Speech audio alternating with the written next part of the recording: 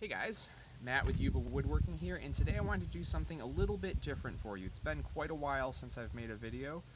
With the school year ending from the middle of May through June, it's a very crazy time. If you've ever been a student, which I'm assuming everyone here has, you know that is a tough time for you. Well, it's crazy for teachers too. So I've fallen a lot behind, quite a bit behind in my my video posting schedule. So I want to make it up to you. This video today is geared towards the beginners out there. If you've never turned, or if you have just a little bit of experience, this video is for you. I'm calling this one the top 5 tools you need to start turning pens.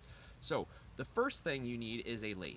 Now you can go as expensive or as cheap as you want to with that lathe. The lathe I started out using, I bought it for $100 used at a churchyard sale. It served me very, very well. There's been some problems with it, but hey, the more you turn, the more the easier those problems get to solve. You learn how to use your tools, and that goes with new, used, whatever, cheap, expensive. You'll learn how to use your tools and fix them as needed. So that is the first thing that you need. You absolutely need a lathe. The second thing you need is a chisel. Now, let me go grab my chisel. I'm back. I use what is called a gouge, and you can kind of see it's rounded.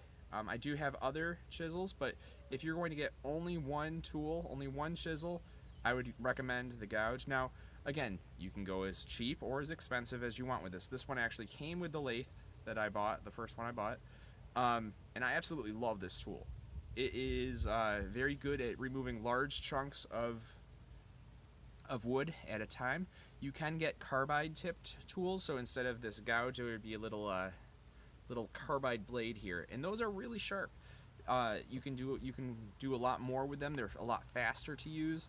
They're also a lot more expensive. So whatever fits within your budget. You can get a cheap one like this, which I absolutely love. This has served me well for about a year now. Or you can get a really expensive one. It's up to you and your budget. The next thing you'll need is a saw. Now, you can go expensive with a saw, or you can go cheap. Now, the saw that I use the most is actually a really cheap saw. I use a little Black & Decker jigsaw, taking the blade out. I like this because if I just want to make a quick cut, I don't have to go to the bandsaw and power it up. I can just go and cut off what I need to cut off very, very quickly. Now, a lot of turners, they swear by their bandsaw. And eventually, yeah, you do want to get a bandsaw. It will make your life a lot easier. Your cuts will be a lot more precise with the bandsaw.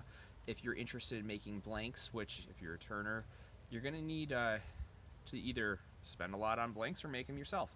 A bandsaw will make your life a whole lot easier. Do you need it to get started? No. You need something that can make approximate cuts. As long as you have some sort of skill with it and can cut in a somewhat straight line, the jigsaw will prove to be an effective tool for you. So if you're just starting, you're not sure if you want to spend a lot of money, you can get a cheap jigsaw for 20, 30 bucks. I think that one was like 25 when I got it. It's a great tool. You don't need to spend a ton of money if you don't want to. Next, you need a drill. Now, you could do this on a drill press. That's perfectly acceptable. Or you can do it in a hand drill. I have a hand drill that I use a lot just because it's quick. It's a lot easier to move around than a drill press. Another Black & Decker one. I think I got this one through Amazon using Amazon rewards points. So this was actually free to me, but I think you can get cheap ones. I wanted to spend a little bit more, so this is not a bottom of the barrel one. This I think I got for like 30 bucks. You can get them for $10, but they're not going to have the same kind of power that you need. So I do recommend spending a little bit more on your drill if you're going to get a hand drill. Ideally, you do want a drill press because those are going to be a lot more accurate, especially if you're working with smaller blanks or acrylics. You want something that you can be a lot more precise with. But again, to get started, a hand drill is perfectly fine. You'll need a drill bit, and you'll need the right size drill bit for what you're doing. So if you're making slimline pens, you'll want a 7mm drill bit like this. I like the brad point. Let me try to zoom in and see that little tip right there. That helps you to center. You can put it right down on the wood, and then it won't slip around as the drill gets going. Whether you're using a drill press or a hand drill, you'll want this kind of a drill bit, and they work really well. Eventually, you need to replace them, especially if you drop them or something, and you dull that brad point there. But yeah, you'll want a drill. You can use a drill press, a hand drill. If you're just getting started, don't spend a ton of money on a drill press, especially if you don't have one already and you're not sure if this is for you. A hand drill is a really nice tool to have around the house anyway, so spend the 30 bucks, get a hand drill, and go from there.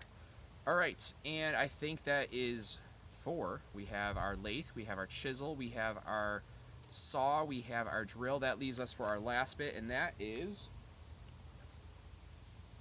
the barrel trimmer. So you can see that my barrel trimmer has bits of olive wood in there right now, because that's what I'm working on. Again, you can put this on the drill press. It's used for taking. You go into the hole that's already been drilled when the metal barrel's already been put in, and the barrel trimmer trims the wood so it gets flush with the barrel. That way you don't have a lot of excess wood. You can use this on a drill press, or you can put it on the hand drill. I put it on the hand drill sometimes, especially if I want to move quick. Put some gloves on, because man, this blade can mess up your hand if you're not careful. I put some heavy-duty gloves on, and I drill it. You do need to put some pressure on if you're using the hand drill, and there is potential for the drill to slip. You can cut yourself. Always wear gloves. I didn't put things like gloves and safety gear on this list. The list is just the basic tools that you'll need. So let's go over that one last time. You will need a lathe, a chisel, a saw, drill bit, barrel trimmer. You don't need to have a $30 barrel trimmer like this. You can use a power sander.